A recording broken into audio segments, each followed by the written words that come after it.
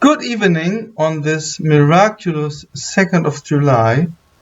I am First Class from Mars. I want to talk with you about patterns as usual. So if you know my channel, you will know I love patterns.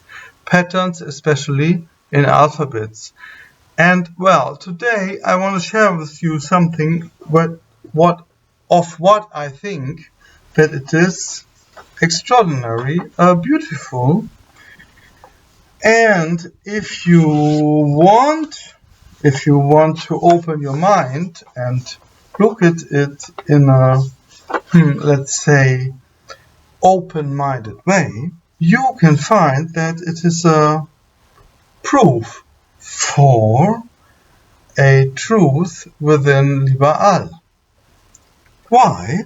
Because it's far too brilliant to be a coincidence. It's too brilliant, too bright, and too beautiful. And, well, too much beauty is a proof for the truth, I would say.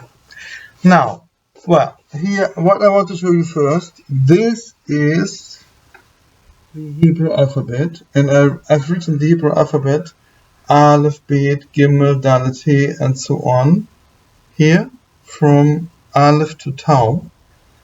I've made one trick, in a way, a Kabbalistic trick.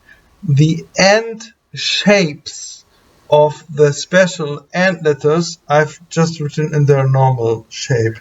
So Aleph would correctly spelled be A-L and P, and the end P looks different from the normal P.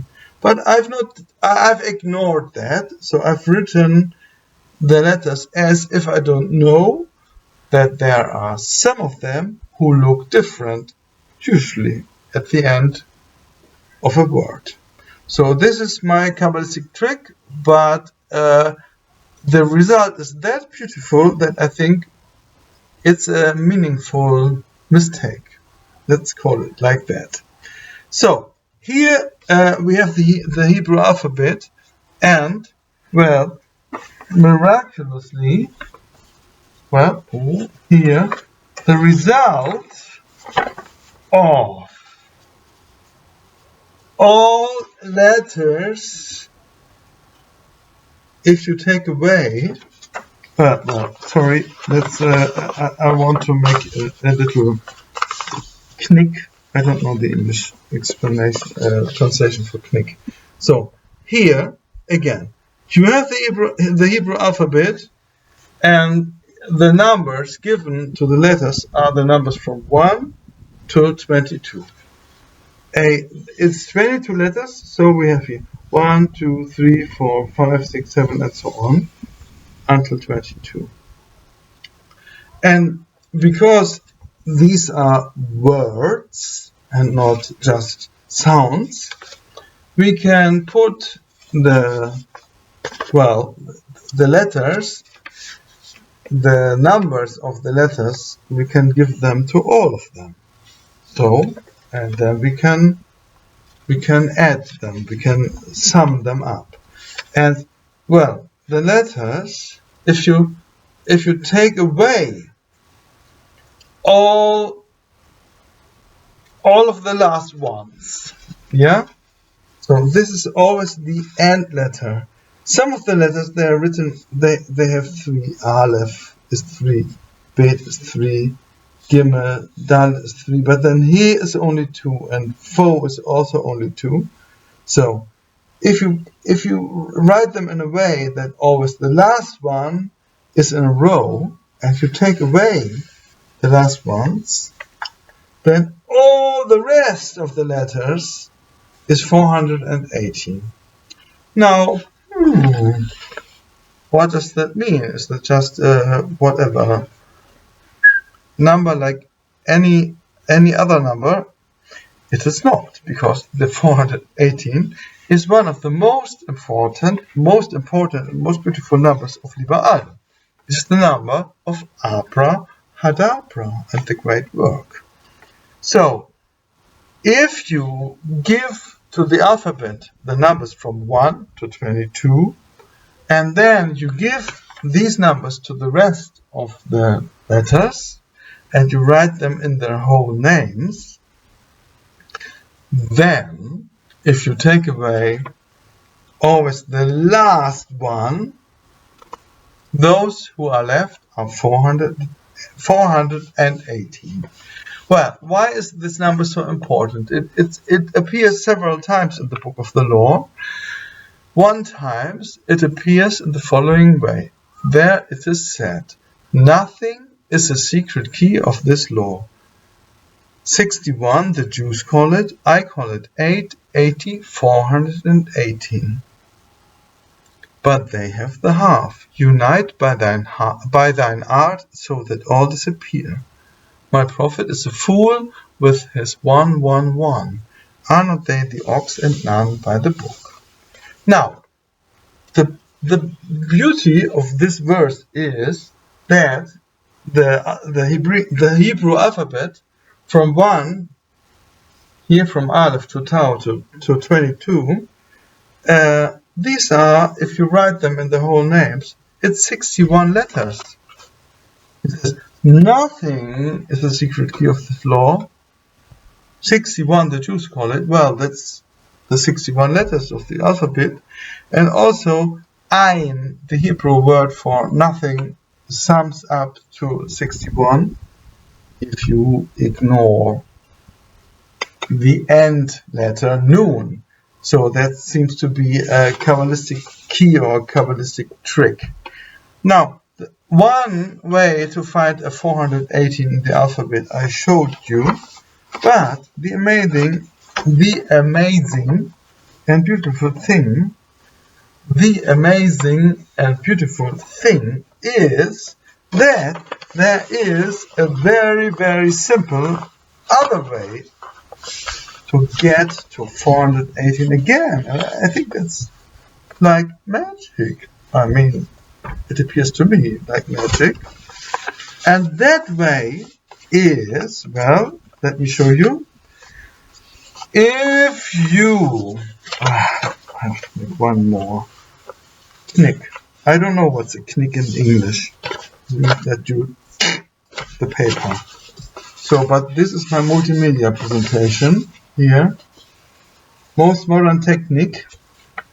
So, there is another way to find a 418 in the alphabet, in the Hebrew alphabet, and that happens if you write the numbers from 0 to 21 to the letters, to the order of the letters of the Hebrew alphabet from Aleph to Tau.